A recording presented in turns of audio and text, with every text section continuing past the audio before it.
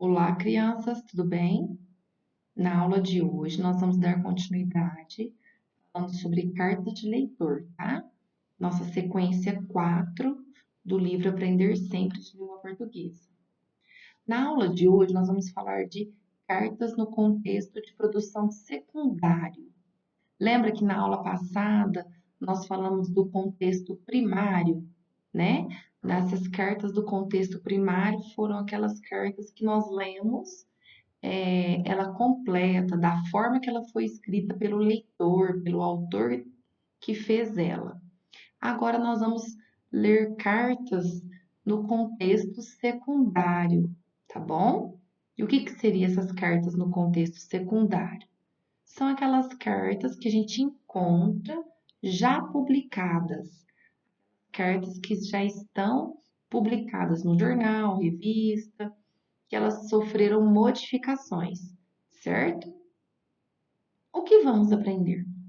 Nessa aula, analisaremos o contexto secundário da carta de leitor e suas semelhanças e diferenças em relação ao contexto primário. Questão 1. As cartas que vamos ler foram publicadas em jornais diferentes. Analisem os textos, a forma como se organizam e discutam. Então, aqui, ó, a questão A e a questão B que nós temos que responder, tá? Vamos só ler o que tem que responder primeiro. Em comparação com as cartas que leram nas aulas 1 e 2, identifiquem semelhanças e diferenças na forma como são organizadas. B. Quais são as semelhanças? Quais são as diferenças? Justifique. Então, primeiro, turminha, nós vamos relembrar como que são as cartas do contexto primário que nós lemos nas aulas anteriores. Eu vou voltar para mostrar para vocês essas cartas do contexto primário, que são aquelas cartas completas, ó, 3 cartas. As cartas completas que o próprio leitor escreveu ela a fim de mandar para o jornal ou para uma revista de onde ele leu a reportagem. Olha aqui, ó. Então, na carta completa, que é o contexto primário, né? Como ela foi escrita, encontra aqui. Lembra que nós falamos? Local, a data. Nós encontramos a citação, ó, li a reportagem, cita a notícia, tá? Que foi lida. Coloca a opinião, né? Tem a opinião, tem aqui a posição, ó, eu sou a favor do banimento das sacolas plásticas. Por quê? Está justificando por quê, né? Então, aqui a posição do autor, tem a despedida, um abraço e a assinatura, o nome completo de quem escreveu, que é a leitora aqui, né? Isabelle Almeida. Aqui tem cartas que a gente encontra a saudação, ó, caro editor do jornal. Faz uma saudação antes de começar a carta. Ó, igual essa aqui, ó, prezado jornalista. Saudação. Então, essas cartas aqui que nós encontramos local, data, saudação. No assunto da carta tem toda aquela sequência, né? Pode ter identificação, tem que ter a citação da notícia, o que foi a opinião, se concorda, se discorda, explicar o porquê e termina com despedida e assinatura. Esse aqui são as cartas no contexto primário, a forma como elas foram escritas pelo leitor. Então, elas são completas. Na aula de hoje, voltando na página da aula de hoje, nós vamos ver as cartas no contexto secundário, tá? 78. No contexto secundário, que são essas duas cartas de exemplo. Esse contexto secundário são as cartas como elas são publicadas, tá? Elas são publicadas de uma forma resumida, só um trecho. Elas são editadas pelo editor da revista, né? De acordo com o que ele quer publicar, de acordo com que a parte da carta que ele achou mais interessante, que dá mais certo para os leitores lerem, tá bom? Então, olha só, a carta número 1. Coronavírus. É importante que se leia a reportagem. Pandemia de fake news nas redes sociais. Argumento 5/3. Pessoas que publicam informações falsas na internet devem ser punidas pela lei. As pessoas ainda não estão cientes dos danos causados por uma notícia falsa. Além do mais, dizer que, atualmente, a proliferação de fake news no país é como uma pandemia foi uma metáfora interessante. Ana de Mello, São Paulo, cidade de São Paulo, no estado de São Paulo, tá? A carta 2 tem o título Queimadas no Brasil. Atualmente há 102.700 focos de fogo no Brasil, onde a maior reserva florestal natural do mundo se encontra. Estamos sendo incompetentes na preservação do nosso meio ambiente. Juarez Azevedo, azevedo3@datamail.com. Campina Grande. Aqui a identificação dele, né, e de onde ele é. Aí vamos ler esse quadro, ó. Fique sabendo. A carta de leitor que chega à mão do editor da maneira como escrevemos não é diretamente publicada. Então, a carta no contexto primário não é publicada daquele jeito, tá? O editor realiza uma análise da pertinência da carta, do interesse do jornal, decidindo por publicá-la ou não. Assim, as cartas podem sofrer cortes que têm relação com estes aspectos e com o espaço em que serão publicadas, tá? Então, o editor do jornal, eles podem fazer essas modificações. Eles podem cortar, pegar somente alguns trechos, tá? Fazer algumas mudanças de acordo com o interesse deles. Bom, terminando de ler essas duas cartas no contexto secundário, nós vamos agora comparar e responder essas duas questões, tá? De acordo com as aulas anteriores, comparando as duas formas. Vamos lá, então, retomando a questão A. Em comparação com as cartas que leram, nas aulas 1 e 2, identifiquem semelhanças e diferenças na forma como são organizadas. Então, aqui eu vou abrir uma caixinha para poder nós fazermos juntos essa resposta, certo? Comparando essas duas formas de escrever. Então, relembrando, as cartas que nós lemos nas aulas passadas, no contexto primário, que elas são escritas pelos autores, elas são cartas completas, são mais longas, né? Essas são as diferenças, não são? Já essas que são publicadas, elas são mais curtas e resumidas, elas não possuem local e data no início e têm títulos de acordo com o assunto. Então, essas são algumas das semelhanças e diferenças das duas. Vamos escrever, então, essa questão aqui e depois na questão B a gente dá mais detalhes, tá bom? Vamos colocar assim, ó.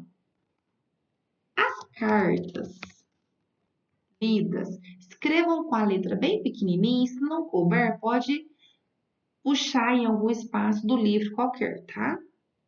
As cartas lidas antes, ou melhor, anteriormente, cartas lidas anteriormente, vírgula, escritas pelos dois, vírgula, são completas. Ponto, letra maiúscula. Já estas espaço, publicadas, são mais curtas. e resumidas, acordo com, de acordo com as mudanças do editor.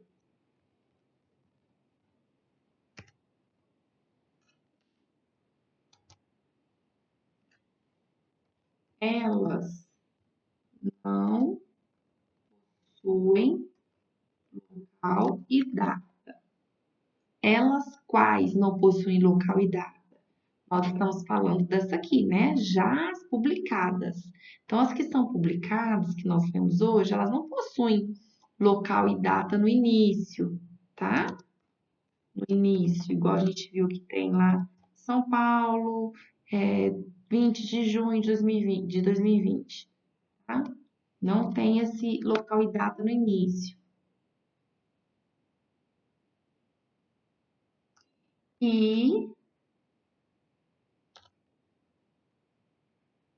E aparecem com títulos. É outra coisa que é diferente, né? Normalmente o editor coloca um título para colocar dentro do assunto que eles estão falando, tá? E no início aparecem com títulos de acordo com o assunto. Então, vocês podem colocar essa resposta na questão A, tá bom?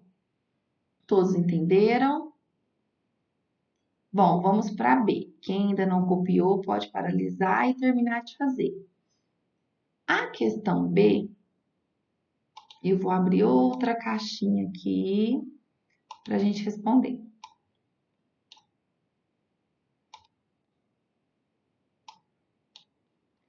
Quais são as semelhanças? Quais são as diferenças? Justifique que nós vamos dar um detalhe melhor, tá? Então, nós vamos colocar aqui, ó, semelhanças. Semelhanças. Sacando.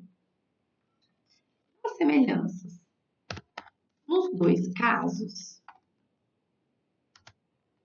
aparece a posição do leitor. O que é a posição do leitor?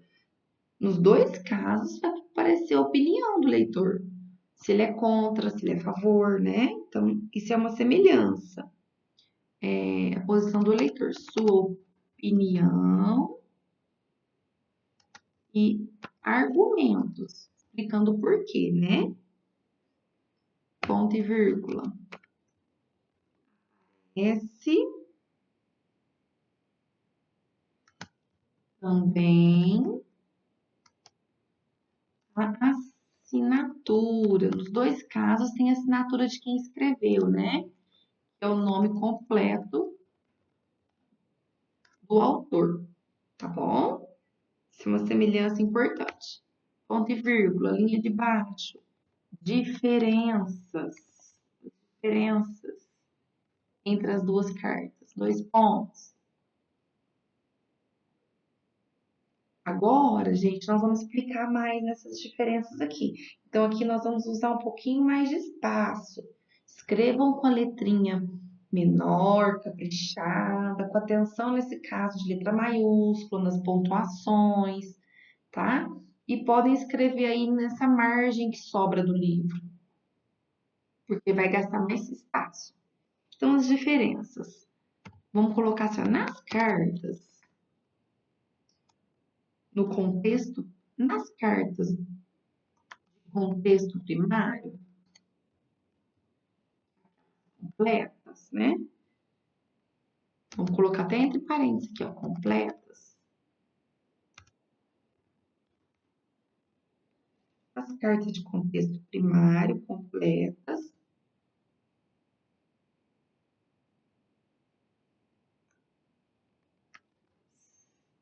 Nas cartas, é melhor colocar as cartas, tá bom? Vamos corrigir aqui. As cartas de contexto primário completas são mais longas, vírgula. possuem local e data, vírgula, ponto e vírgula, saudação, ponto e vírgula, citação da notícia, ponto e vírgula, opinião, argumentos, ponto e vírgula, despedida e assinatura. Ponto final.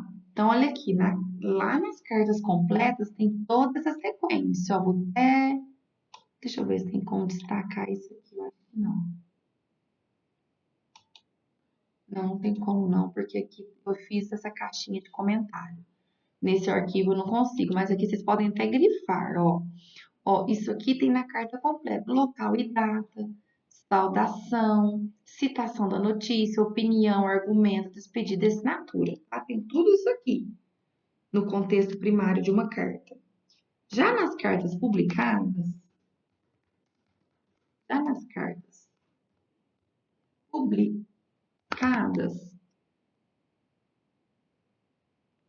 vamos colocar entre parênteses, o que serão essas cartas publicadas?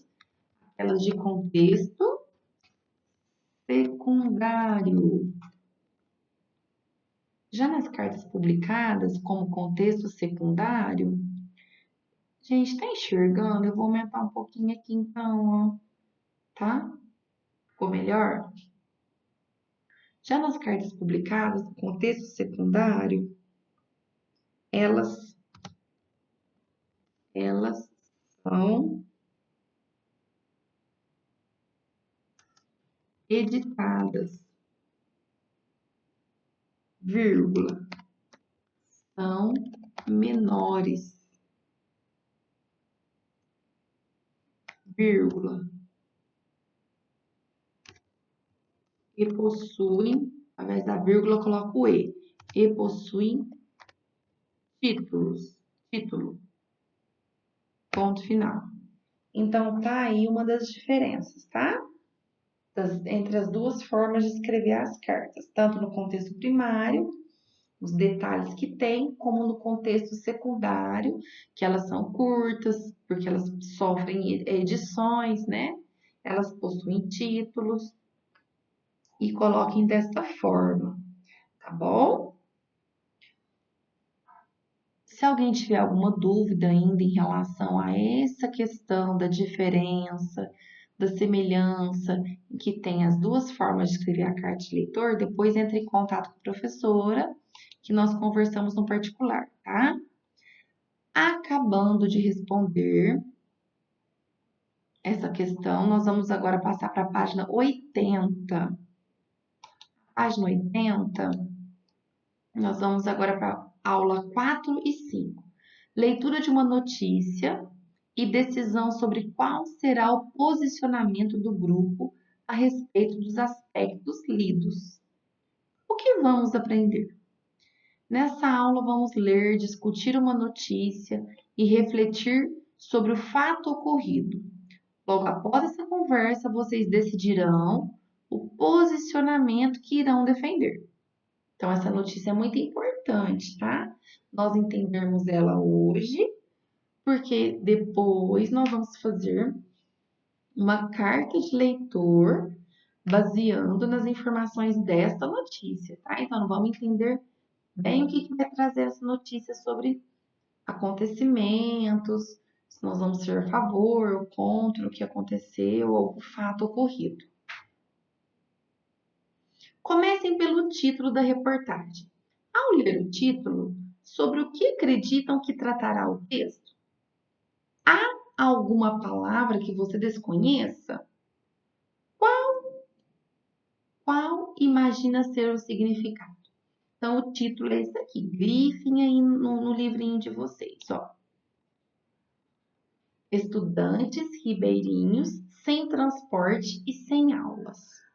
Então, lembrando do que nós estudamos sobre as notícias, Esse é o título da notícia. Aqui embaixo não mudou a letra, porque foi editado, né?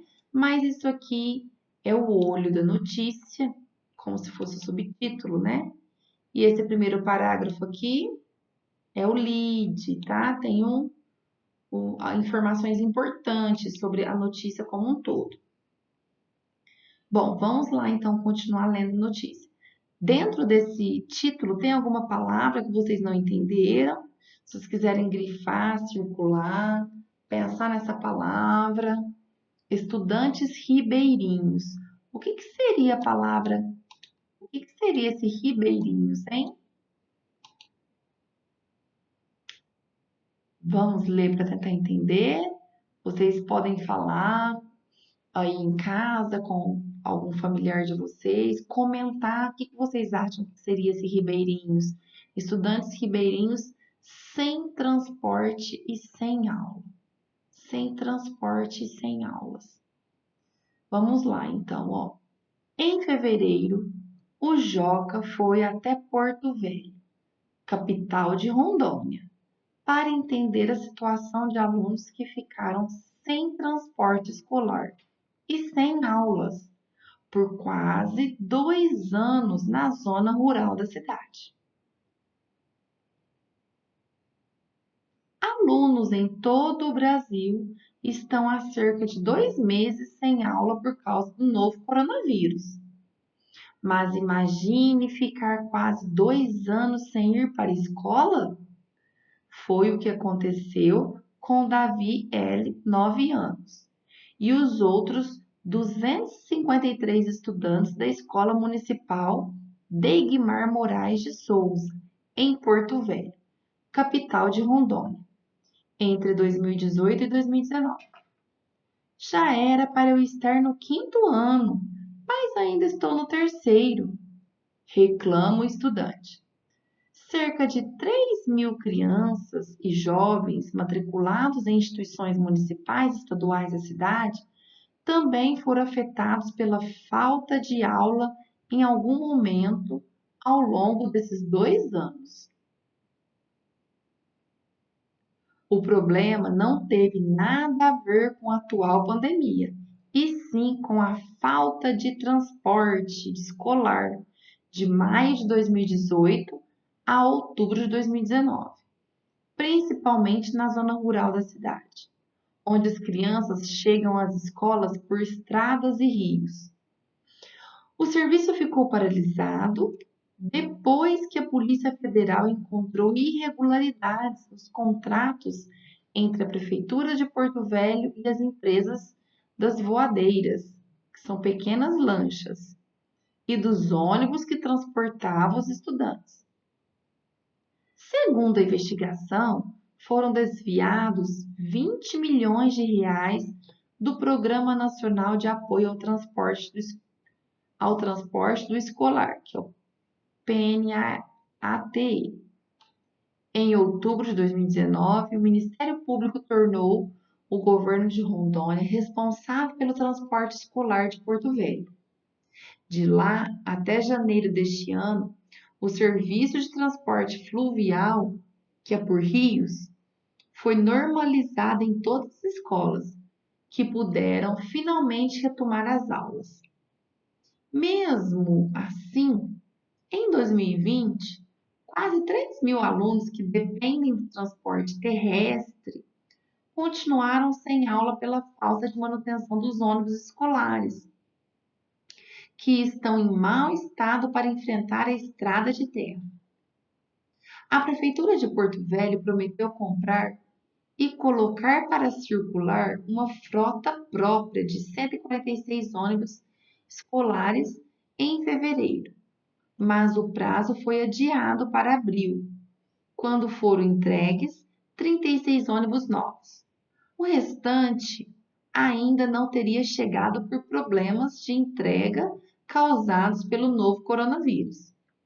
E, segundo a Prefeitura, desde o dia 18 de março, as aulas estão suspensas na cidade e no estado em decorrência da pandemia. Faltavam Faltavam 10 dias para que Davi L. recuperasse o conteúdo perdido em 2018 e finalmente começasse o quarto ano. Viagem no tempo. As aulas na Degmar voltaram em janeiro de 2020, mas o conteúdo dado ainda era de 2 anos antes. Para recuperar o tempo perdido, os alunos passaram a repor aulas de manhã e à tarde. Não dá para repor todo o conteúdo. Definimos o que é mais importante e damos nas aulas de reposição, que acontece no contraturno 3 vezes por semana, afirmou a professora Delinalva de Oliveira. A prioridade tem sido repor as disciplinas de leitura, escrita e matemática, de acordo com o documento da Secretaria de Educação de Porto Velho. A reposição dos anos perdidos deveria ser concluída ainda em 2020, o que, na opinião dos professores da Degmar, ouvidos pelo Joca, é impossível de ser feito.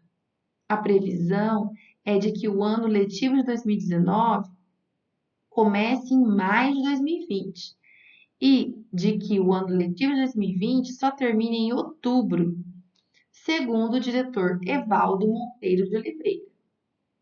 Creio que só em 2022 vamos começar o ano certinho, diz. Agora será preciso levar em conta também o fechamento das escolas pelo novo coronavírus. Continuando na próxima página. Aqui nós temos, turminha, um mapa do estado de Rondônia. E aqui nós vemos aqui, ó, nesse pontinho vermelho, a cidade de Porto Velho, tá? Aqui tem uma linha que traça aqui para o lado direito, ó, uma ampliação desse trechinho, desse pedacinho. Então, vamos entender um pouquinho esse pedacinho aqui ampliado aqui do lado direito. Então, nós temos aqui, nessa linha azul, é um rio, é o Rio Madeira. Aqui nós temos a escola nesse quadradinho e vocês estão vendo várias comunidades, né, várias cidadezinhas que estão tanto do lado de cá do rio como do lado de lá. Então, algumas crianças têm que atravessar o rio para chegar na escola, outras dependem de ônibus, né, passando por estradas de terra para chegar na escola, tá bom? Então, aqui é para vocês entenderem um pouco geograficamente esse trajeto, como que é esse espaço onde está falando na notícia. Olha onde que fica Rondônia aqui no nosso país, aqui no Brasil. Rondônia fica lá na região norte, viu? Mais para cima, perto aqui do Acre, Amazonas. Bom, continuando a leitura aqui desse trecho do jornal, da notícia, da reportagem, nós temos agora alguns gráficos, tá? Porto Velho, estudantes sem aula por falta de transporte escolar. Olha em 2018 quantos estudantes tinham sem aula. 2019, 2020. Olha a quantidade de estudantes em cada ano. Leiam e prestem atenção. O que aconteceu? Lá em 2020, 21 escolas municipais ainda não concluíram o ano de 2019 em Porto Velho. Leiam aqui o que está trazendo de informação. Aqui tem o raio-x de Porto Velho, falando a área, que é 34 mil quilômetros quadrados. A população, que é a quantidade de pessoas, né? Ó, de 529 mil pessoas, 92% mora na zona urbana. O que seria zona urbana? Vamos relembrar? Zona urbana são aquelas pessoas que moram na cidade mesmo. E a zona rural, 8%, são as pessoas que moram nas redondezas, fora da cidade, nas roças, fazendas, tá? São esses 8% mora na zona rural. E o ano de fundação, ó, de Porto Velho, 1903. Desculpa, 1907, com 113 anos. E aqui está explicando, ó, o que são as comunidades ribeirinhas, tá? Que falou lá no título, eu não sei se vocês ficaram com essa dúvida. As comunidades ribeirinhas são conjuntos de famílias que vivem na beira de rios, sobrevivendo de agricultura, criação de animais, extrativismo, que é de castanha, açaí, por exemplo, e da pesca. Os rios são como ruas, é por eles que os ribeirinhos se locomovem. Essas comunidades são conhecidas como populações tradicionais pelo governo brasileiro desde 2007. Como dependem da terra e do rio para a sobrevivência, ajudam a preservar o ambiente e mantêm conhecimentos antigos sobre a natureza. Então, olha que legal essa informação, tá? Todas essas comunidades, voltando aqui, são o nome de comunidades ribeirinhas. Continuando aqui esse gráfico. Aqui nós vamos trazer algumas informações sobre educação no campo. Vocês leiam com atenção aí, vocês vão ler no individual. Eu vou deixar esse para vocês lerem sozinhos, tá bom? Aqui também, essa informação aqui, ó. Lá em Porto Velho, as crianças com atraso de 2 anos ou mais em relação à série, que estão do primeiro ao quinto ano, ó, na cidade, 1 a cada 10 estudantes. Então, 1 a cada 10 estudantes tem atraso de 2 ou mais anos na escolaridade. Tá bom? Leiam aqui. No campo, 2 estudantes a cada 10 tem atraso. No Brasil, olha aqui, 5 a cada 10.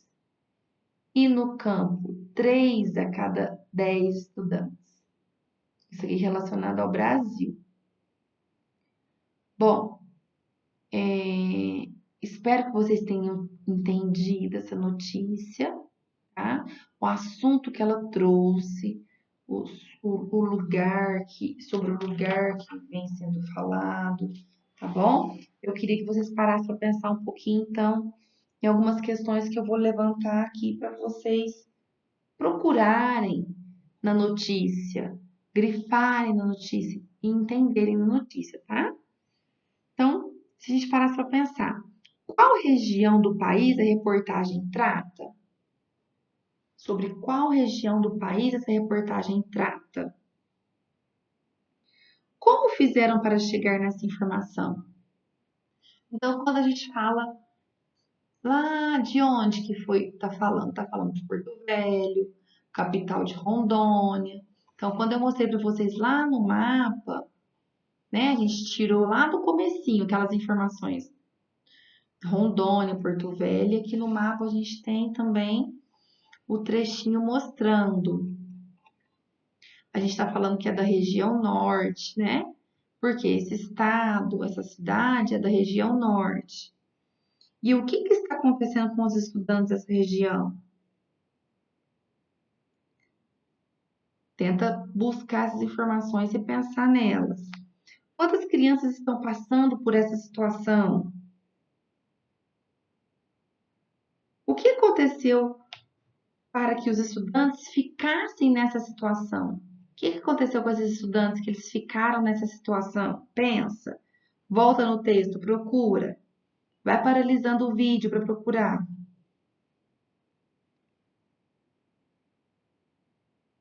Além do problema inicial, qual desafio os estudantes também tiveram que enfrentar? Então, além desse problema inicial, que foi a falta de transporte, eles também tiveram que enfrentar qual desafio? Nesse caso, é o mesmo desafio que nós estamos vivendo, né? Agora, atualmente, que é o desafio da pandemia. Bom, se a professora fosse perguntar para vocês localizarem, quantos estudantes ficaram sem aula no ano de 2018? E no ano de 2020? Onde que a gente encontra essas informações? Então, a gente tem lá no final, depois da notícia, as informações aqui, né? Estudantes que ficaram sem aula. Bom, vamos lá então. Vamos responder a questão 2, que está na próxima página 83. Aqui, após, né, a leitura e a discussão que nós fizemos, a gente vai colocar no quadro aqui a posição que nós vamos assumir sobre essa matéria que nós lemos, tá? Quais os aspectos que nós vamos apoiar para escrever a carta de leitor. Então, aqui eu vou colocar algumas ideias. Vocês podem colocar também algumas ideias de vocês, tá bom? Eu vou dar alguns exemplos aqui, vocês podem complementar ou mudar alguma coisa de acordo com a opinião de vocês. Então, opinião em relação a essa leitura. Deixa eu colocar mais para cá da minha telinha. Opinião. Então, eu acredito, né, que alguns de vocês, ou igual eu penso também, nós podemos ser contra a falta de transporte. Falta de transporte. Contra a falta de transporte para os estudantes. Vou ponter. Então, a minha posição inicial é contra a falta de transporte aos estudantes. E o argumento, alunos sem aulas. Então, o que a gente poderia argumentar? Alunos, eu sou contra a falta de transporte para estudantes. O argumento, por quê, né, que eu sou contra? Por que eu sou contra a falta de transportes dos estudantes? Porque os alunos sem aulas ficam atrasados no ensino, aprendizagem e na aprendizagem, tá? Bom, então esse aqui seria um argumento. Eu disse aqui que eu sou contra a falta de transporte para estudantes, né? Porque o correto seria todos os estudantes têm direito ao transporte escolar. Por que que eu sou contra? Porque esses alunos ficam atrasados no ensino-aprendizagem, tá? Esses alunos ficam sem aulas. Os alunos sem aulas, e pode pôr vírgula, ficam atrasados no ensino e aprendizagem. Outra opinião que nós podemos colocar aqui nessa tabela de baixo. Outra ideia de opinião e posição. A minha posição em relação a essa notícia. Também me posiciono contra o desvio de dinheiro que falou na notícia, né? Eu sou contra o desvio de dinheiro destinado ao transporte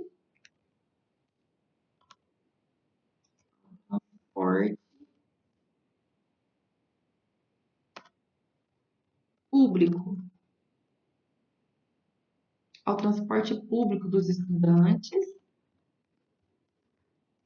e as irregularidades. Então, a minha posição, uma outra posição que eu tenho, eu também sou contra o desvio de dinheiro destinado ao transporte público, porque são verbas que têm que ser mandadas para o transporte público de estudantes.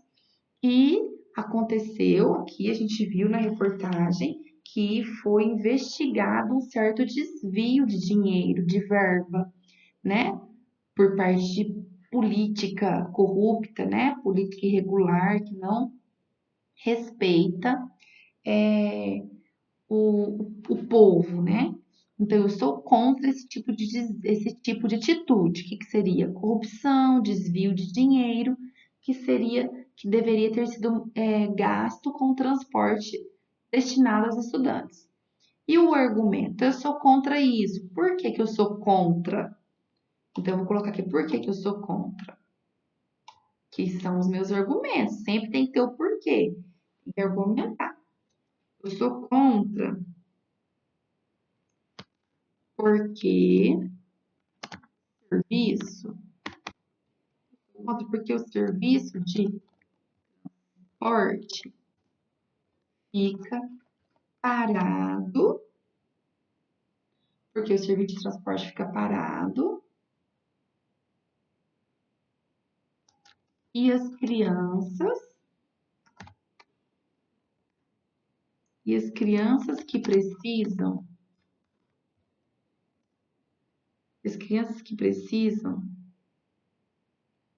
dele ficam sem ir à escola. Então vamos entender, ó.